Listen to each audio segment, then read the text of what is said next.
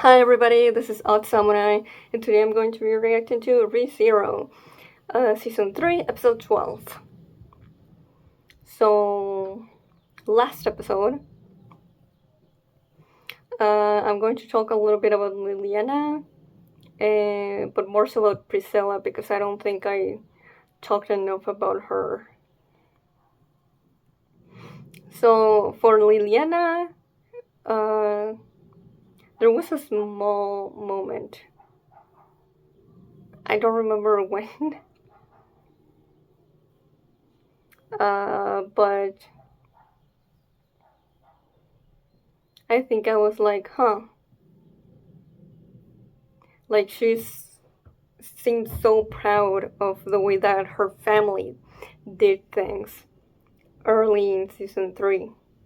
And then when she's not sure if she's going to join the fight, Priscilla riles her up by basically saying that the clan of the masquerade must be, you know, quite bad if Lillian is going to back out now. And because of that, that motivates her enough to come in. But what we learned here in this episode is that young Liliana was so disillusioned with the way that her parents only sing in the small towns, and they only perform songs that are already known and popular. And that she just decided, you know what, I'm done with this. So she just grabs her instrument and leaves by herself. And we're not shown, but as far as we know, her parents didn't really try to dissuade her from just leaving. So yeah, I wouldn't have expected Liliana to have the kind of opinion she does about her predecessors when we meet her. When she left her parents in not quite the good note. And while we do get like a montage of things not working out with her by herself, and she's obviously embarrassed and ashamed that the way that she decided to do this without anyone else's help wasn't working out. She still tries her hardest, and I just assumed from the get-go that she was using her divine protection of mind reading to make those songs. But it could have been that she was using the already known songs, but there was just nothing special about the way that she did them, so people were not attracted to those. Then we get that scene with her parents and the new baby, and she covers her face with a paper bag and tells herself this is how Bart should be. Which is like, where did she get that idea? Because we don't get a confirmation that that's how her parents went about things. And of course we get to her lowest point, where she admonishes herself, saying she's no hero, and the situation that she's in would never happen to Reed or Flugel. And before this episode, I was like, have we heard that name before? And apparently, Garfield mentioned it in one of his many times that he just says a random phrase. But I don't remember the specific phrase, but braid was mentioned. And flugel, we all know flugel's tree and the carving on it. And of course, Juice's getting the witch factor from him apparently, because he says, like, forgive me, Flugel-sama.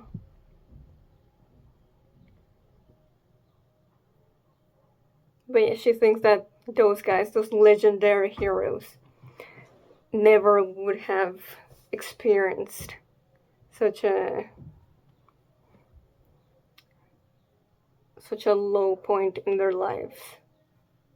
But that's not really, being a hero doesn't mean that you don't get low points in your life. Like, just look at Subaru. Many people consider him a hero, but we all know how difficult it's been for him to reach the point that he has.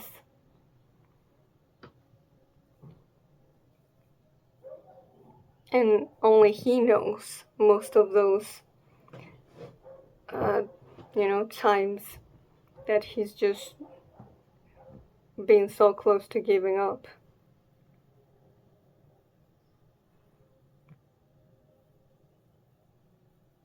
Remember what his mom said to him? It's not about how you start, it's about how you finish. So what if you're having, just a really bad time right now and people are not listening to your songs and you just can't think of anything to do for it? If you keep on living, eventually you'll figure it out.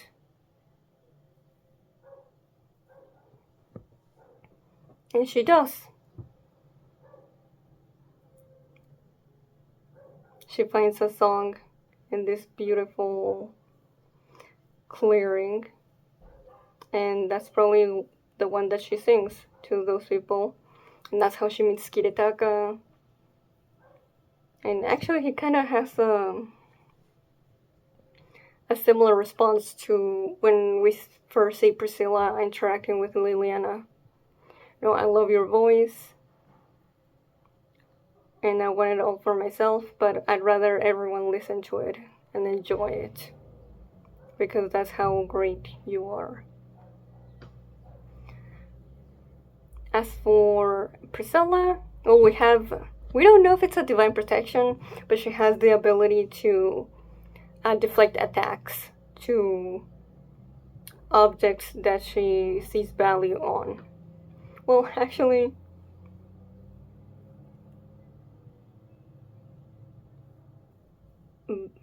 granted, it was Sirius who said what it was. And Priscilla didn't, correct her. But, we don't... If Priscilla didn't say it, it's not a fact. But it could be that it's not just objects. It could also just extend to people that Priscilla sees as her own. And it could also be related to whatever it is that makes her so angry about the story of Iris and the Thorn King.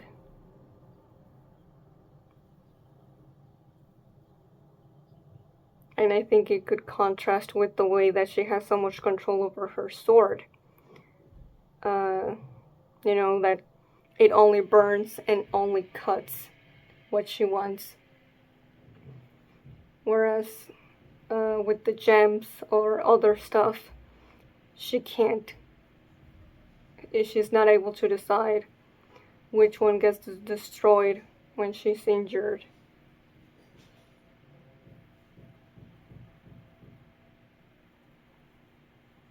I don't know, there might be something there, and that could be related to her backstory.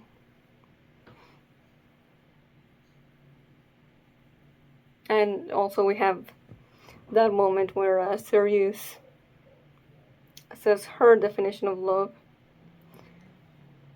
about like people understanding each other.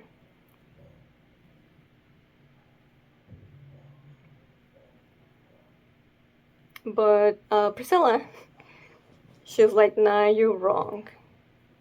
Love is tolerantly accepting one another despite your differences. And at first I was like, I think they're like just at face value. I don't think either of them are technically wrong.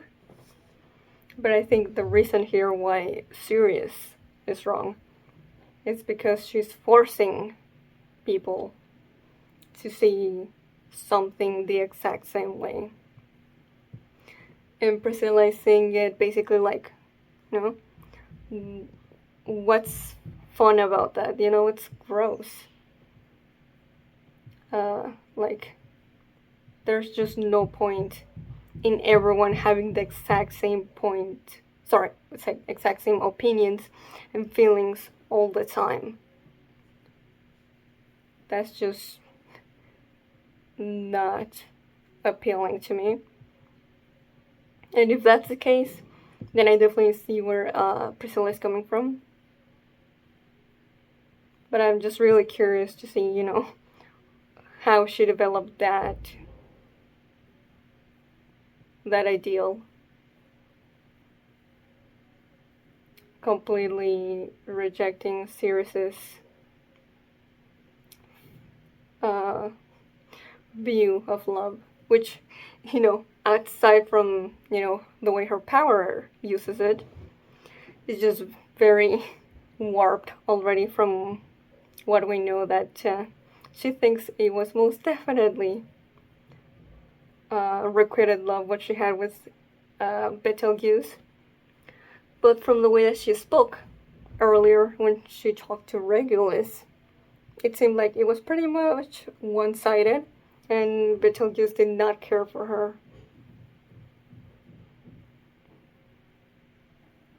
And just, you know, tries to involve everyone in her delusions. But yeah, I think that's all I have to say about the episode. I mean, there's a little bit with Subaru and Regulus at the end. But, I mean, we'll continue it, I'm sure.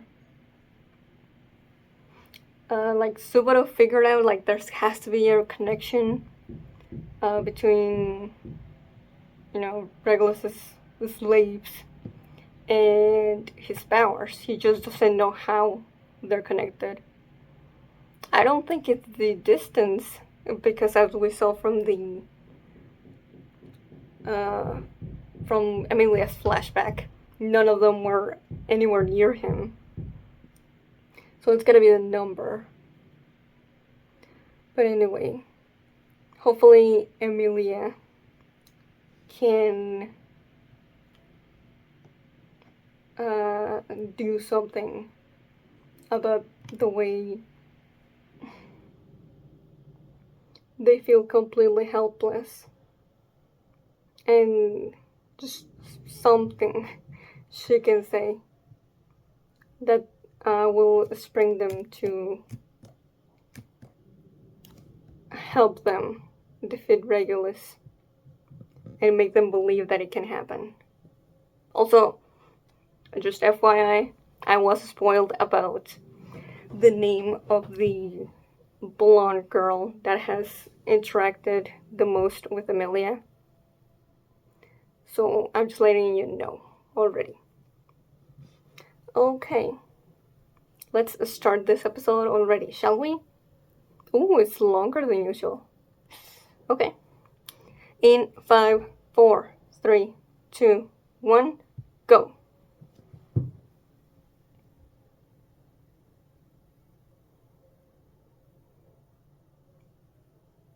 Oh.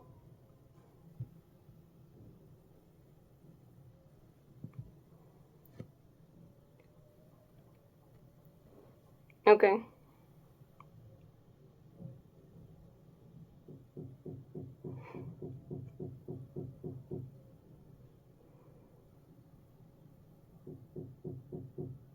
Okay, no opening.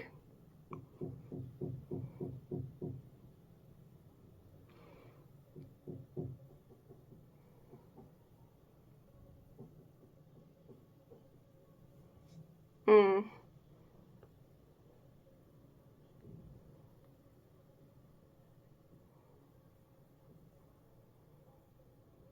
Yeah, it's gonna take a lot more than that.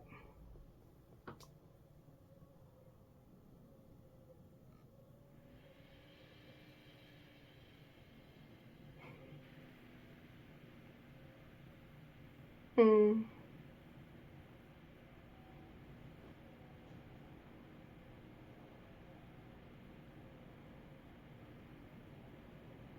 I really like the music here.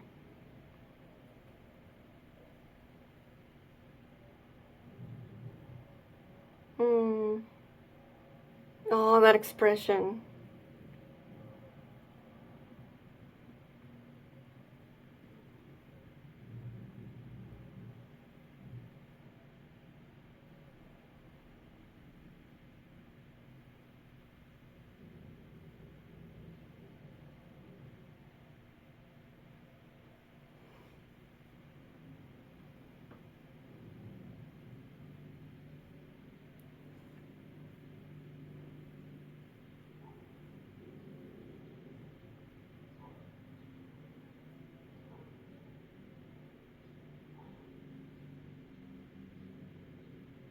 Oh, this reminding me of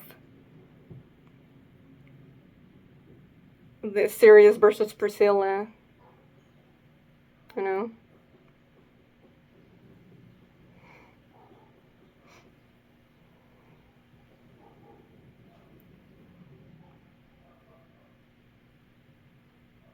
Oh.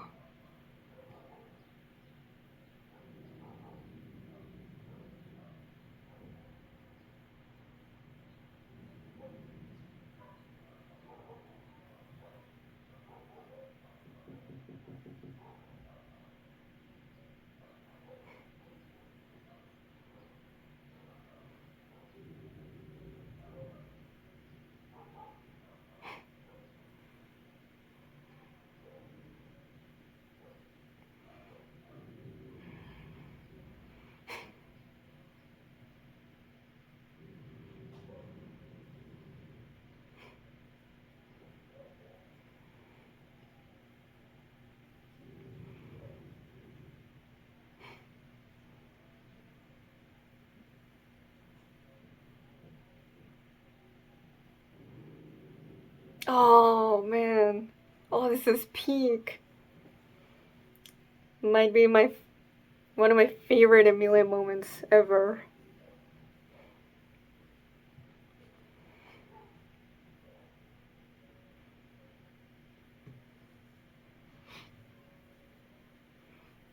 Ah.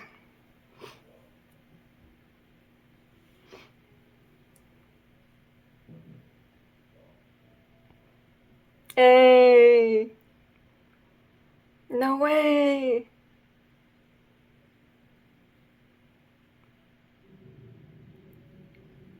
She already got them to actually say their true honest opinions already.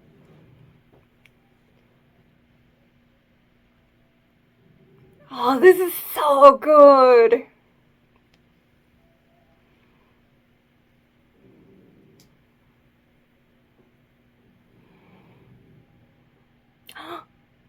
Yeah, okay, I knew that, yeah. Still, though, this is still special. Mm-hmm.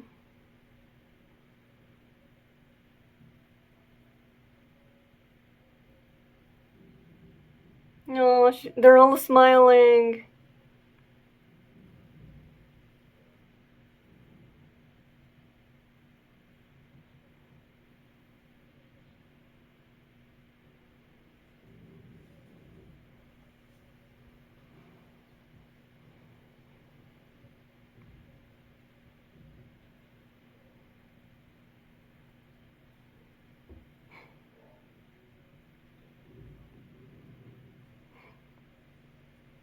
Mm, this. Oh.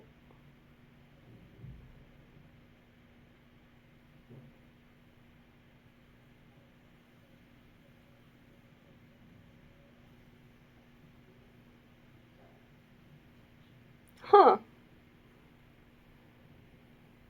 Oh. Heartbeat. It's there. Oh.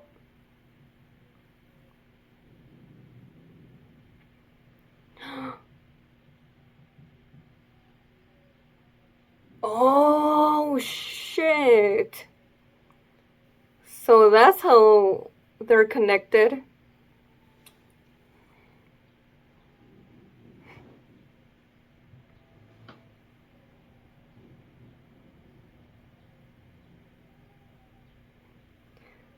Yeah, I'm glad Regulus has been holding back because we all know he could easily kill Subaru.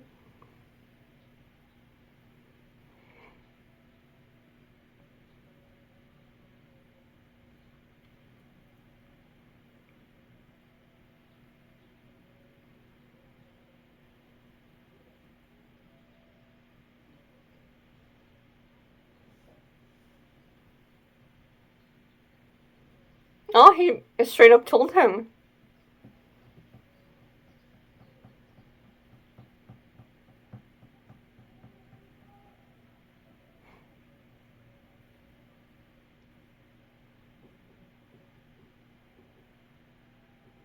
Hmm.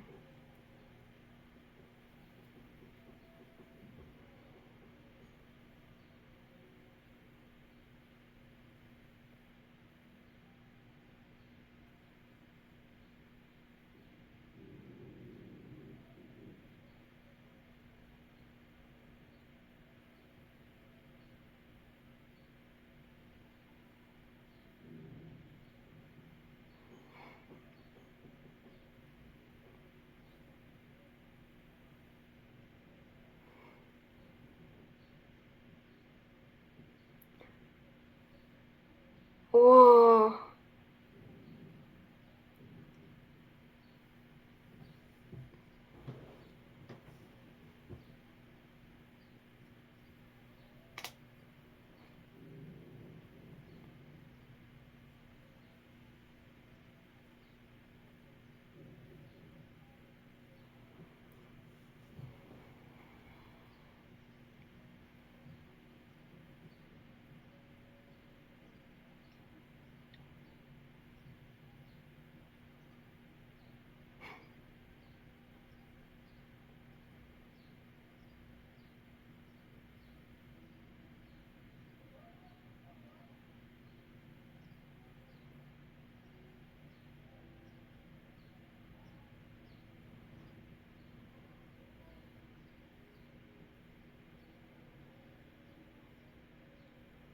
Oh, this is so messed up.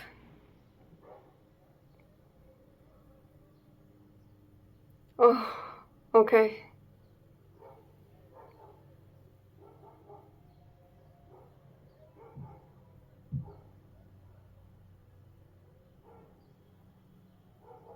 Okay.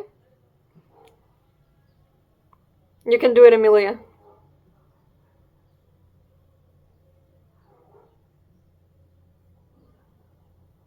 Oh.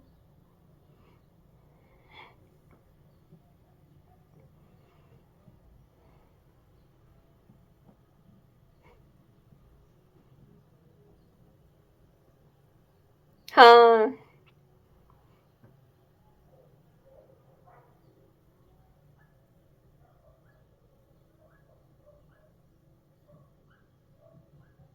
A weakling.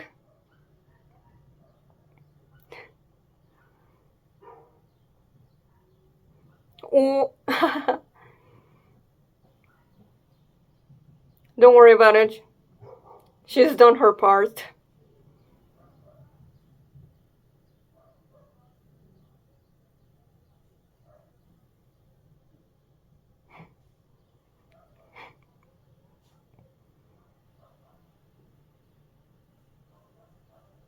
Oh my god, shut up! Thank you.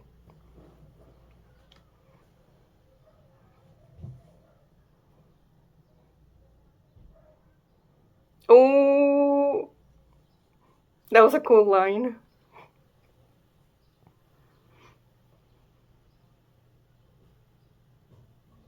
Mm.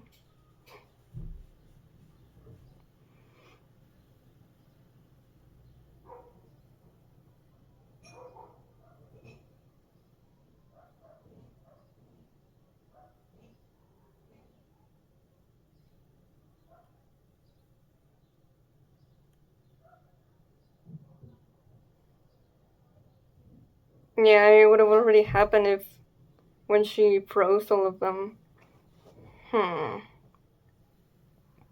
What else can we do? Or what more can we do? Oh, this music.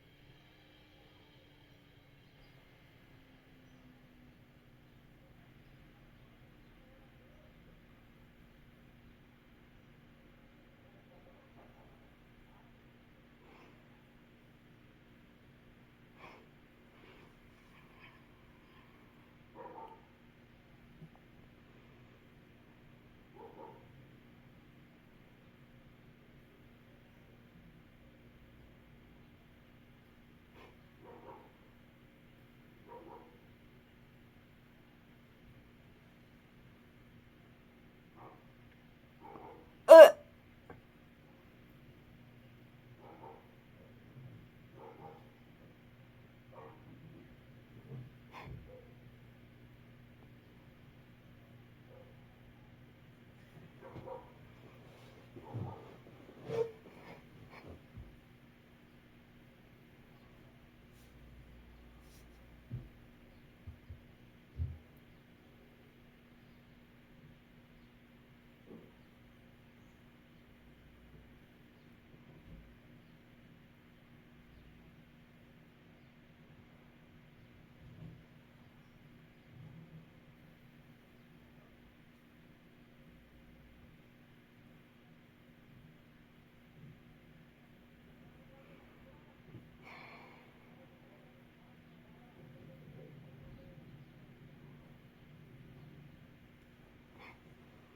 Mm.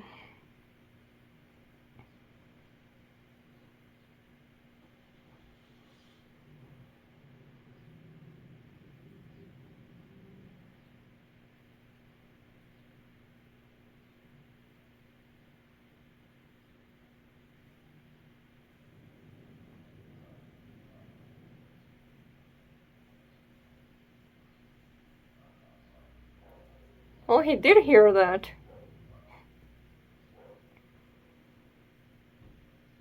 Mm.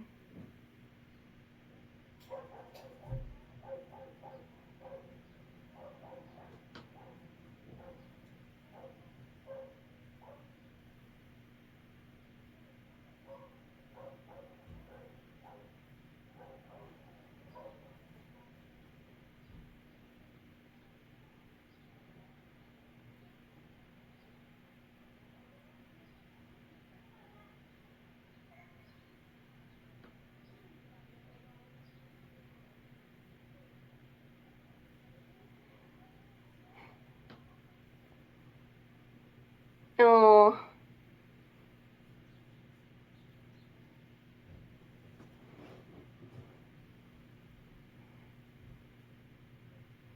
Oh, I love them.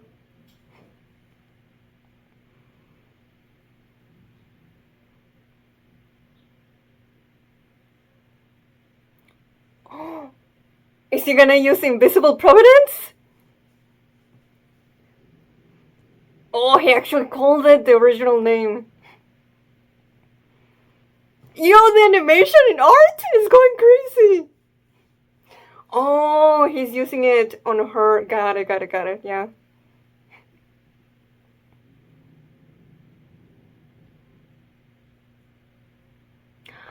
No way she's able to feel that. Oh, oh, that's so sweet. Mm, just the one use he has.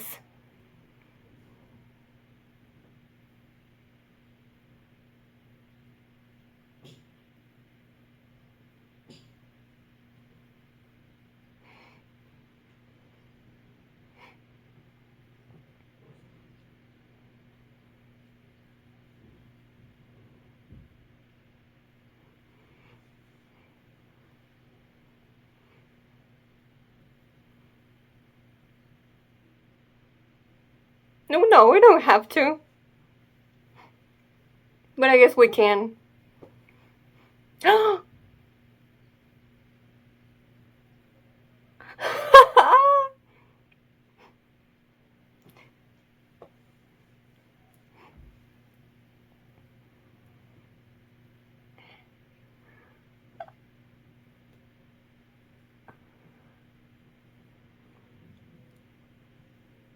Oh, let's go, let's go, let's go.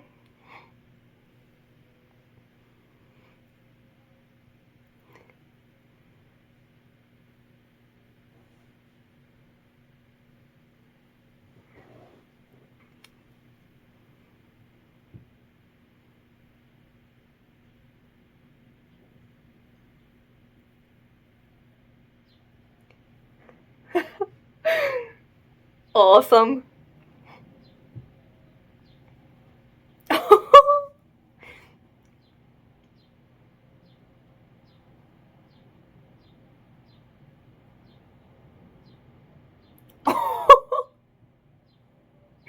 Oh, Emilia battle sounds. Oh, this is so satisfying.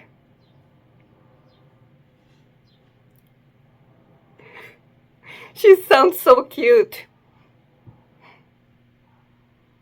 There we go. Oh, mm, not for me.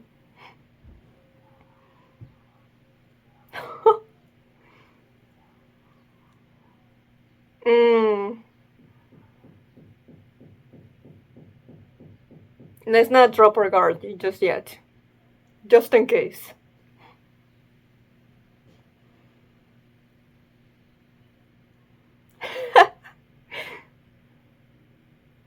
Now he looks great.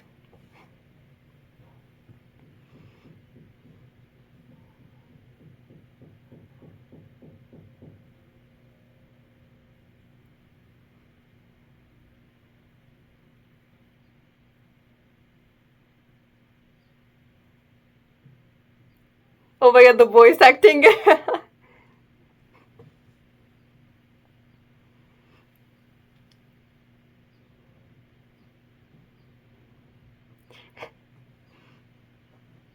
He's still just a tiny little victim in his own eyes.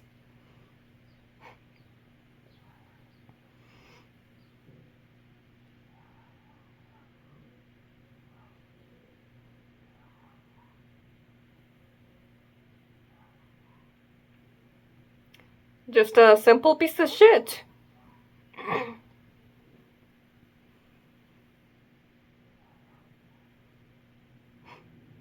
Hmm. Oh.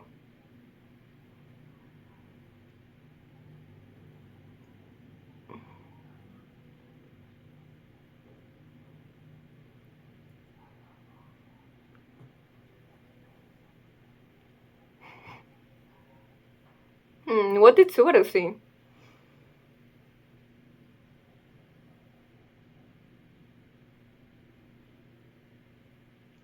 Alright, heart is coming down. That's why he has red in his eyes. Yo, oh my goodness. Sakuga? Oh, Tact of Heroes.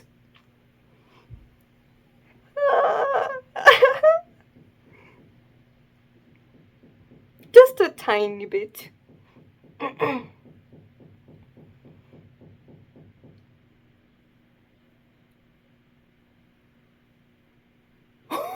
Oh, it's not. I don't think it's Tact of Heroes. It's maybe they're individual vows. No, it's another one. The one when season 2, episode 1. No, no waiting. That's so funny.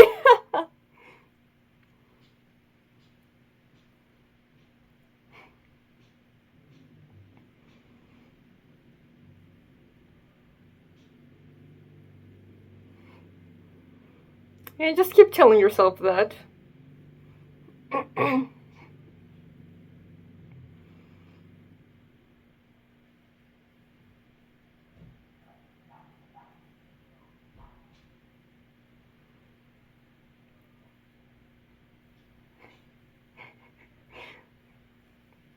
You're right. You're right. You wouldn't understand.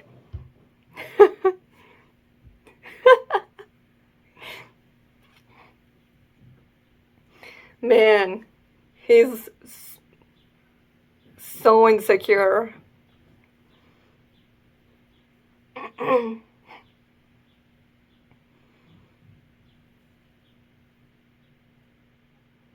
Man.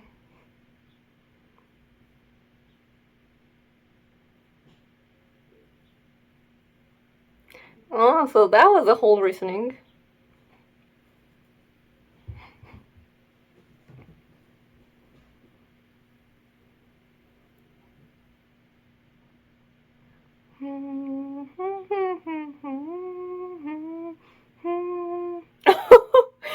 He can feel it. Well, actually, I do like this for Regulus's character writing. Oh, this is so fitting for how he loses. Yo, look at him.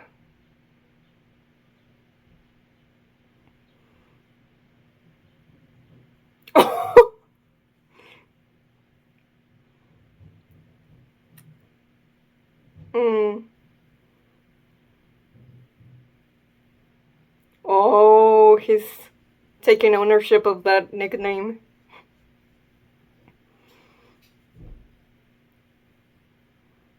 I like that little moment from Reinhardt.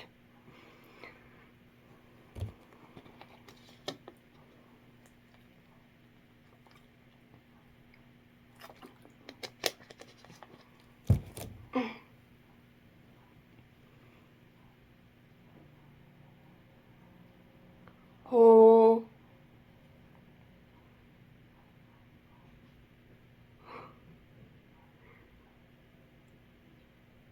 Oh, please tell me he's going to die from this.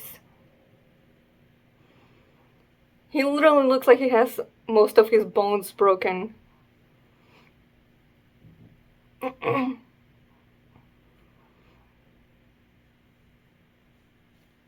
Oh, he finally remembered that.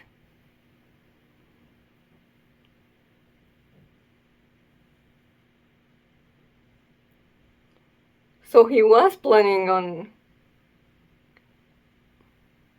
Fortuna.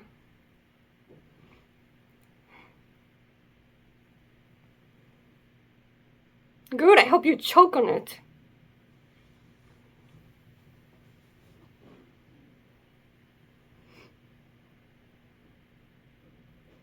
Oh, he remembered, but not her.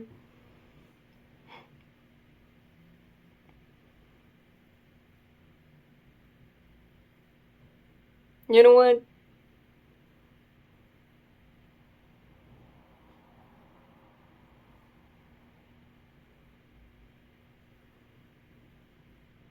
I'd like if Emilia never remembers. Whoa. The visuals.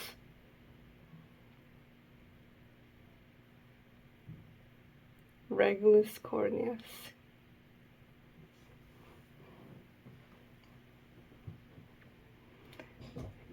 I might say,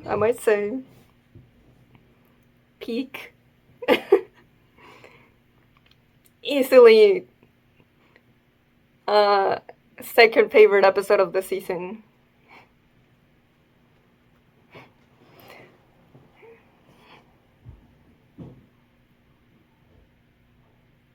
I expected the Regulus fight to be, like, great.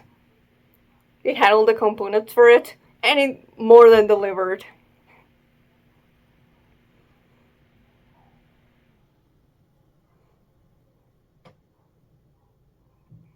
Definitely also, like, it's up there to me for, like, I just watched it, but one of the best fights in the series. Oh, and let's keep in mind we did not actually see Regulus, like, die. It looked a little unclear.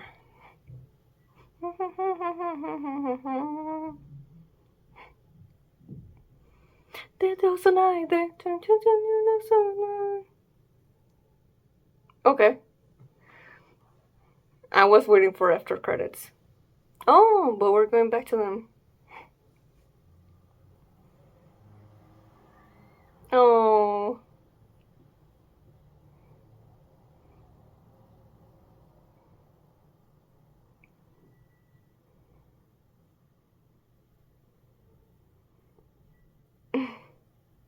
Mm.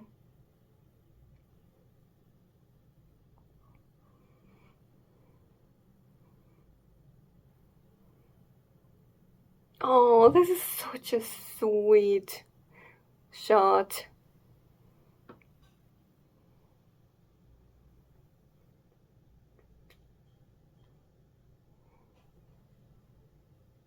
Oh, okay. I thought we were ending there. Oh, we're going back to this. Yo! What if Reinhardt shows up here?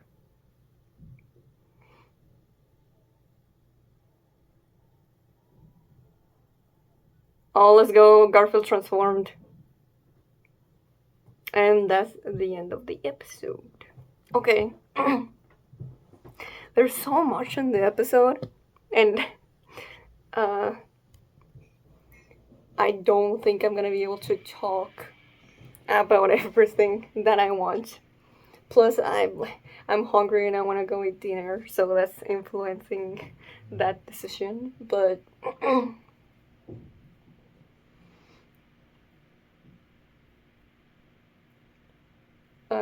I love, like, as much as I liked everything in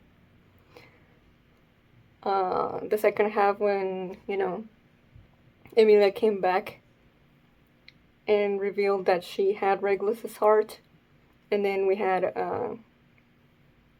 Subaru use invisible providence because it was basically just beating down on Regulus after that, and that was so satisfying. Like, to me anyway. This has to be like one of the most satisfying beatdowns in anime, period, to me.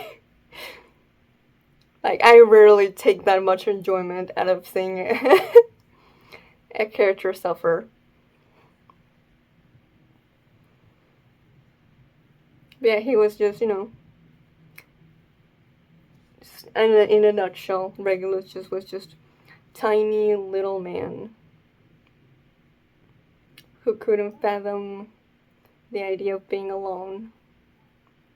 But instead of doing it like Subaru does and looking for genuine connections with others, he forced others to keep him company in such a specific way to not make himself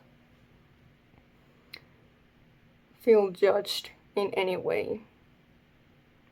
He had such a big fear of specifically people laughing at him that's why that was such, like, the biggest rule. that he had for those women.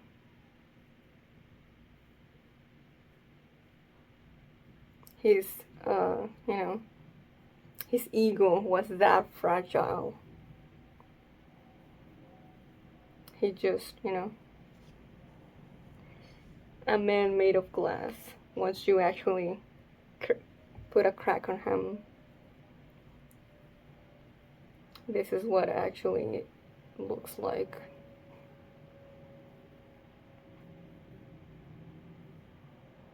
Like he could have, in another life, Regulus could have been someone who dealt with his insecurities in a healthy manner without making others suffer for it. But he didn't. Instead, he chose to make others suffer if it meant he didn't. So that's what I have to say about that for now. But yeah, as much as I like that, I think it gave Regulus some unneeded depth without actually excusing any of his behavior. I think that would work really well. But to me, the best part of the episode was easily Emilia talking to the girls and them actually saying what they actually think about Regulus. And well, that was cool, and I like that. I think to me, what was more meaningful was seeing them smile. That was the biggest rebellion to him. Finally showing a positive emotion. Also when Sylvie started crying and just when she just tried her best to just, refute Emilia and be like, you don't know us. What do you think you can do for us? You're no one to us anymore. You don't have any reason to do this. And then my goat, Emilia, she just says, let me find the line here. I know that you are all kind. I know that you've been trying the hardest. And I know you're all crying out for help. Even though they couldn't say it before, Emilia could just tell, like, just asking it out loud is not the only way that someone could be crying out for help. And Emilia has grown enough to be able to recognize that.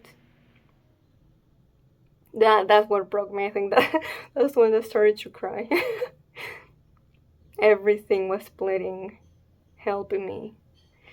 Oh yeah, that really that really hit me in the feels.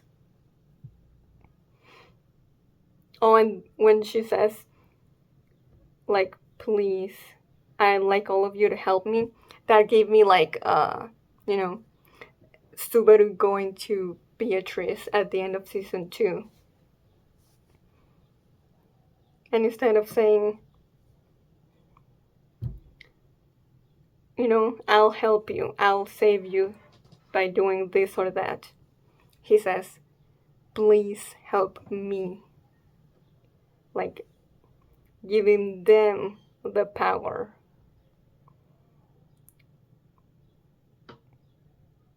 The power to help someone else and feel useful and feel needed. That's something they really needed. And Emilia just knew how to say all of that. And while Subaru is also a reason why his influence is big on her, this is still completely the credit on Emilia on being able to do this.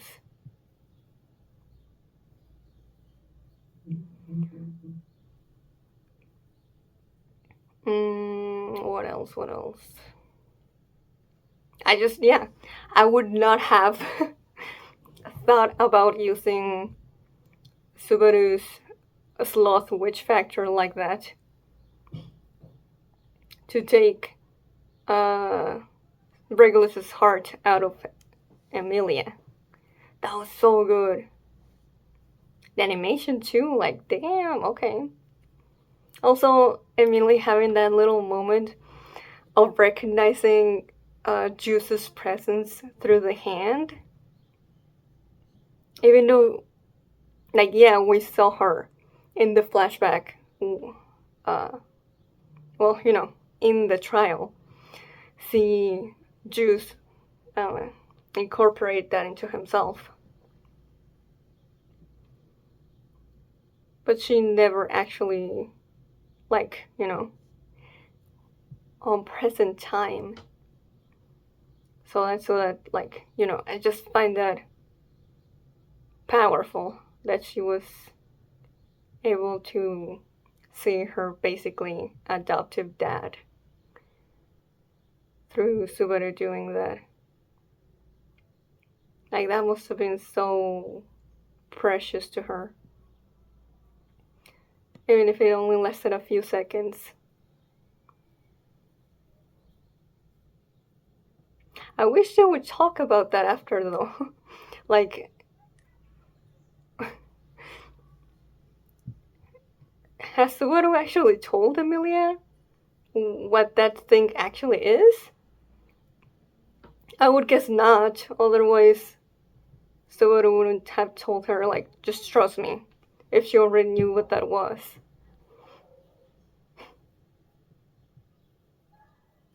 I still love that, the full trust between them. Just, once again, highlighting how immaculate their teamwork is throughout this whole fight.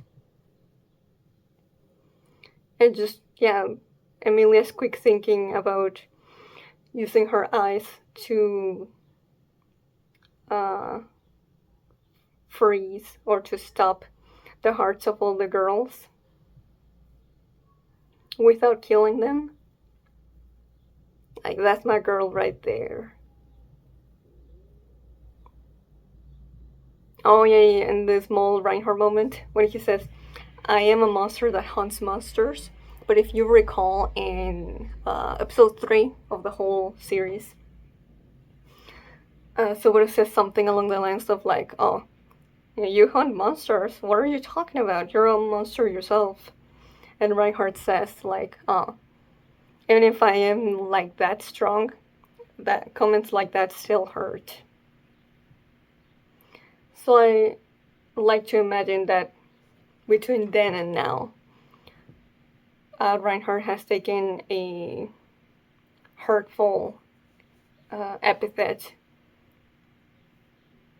and taken ownership of it. Kind of like Emilia with the word witch when she introduces herself to Echidna in her trial. So yeah, okay, that's gonna be everything this week. So prepare for me keep on yapping about it at the beginning of the next one. So yeah, if you enjoyed this, please like and subscribe. Till next time, see ya.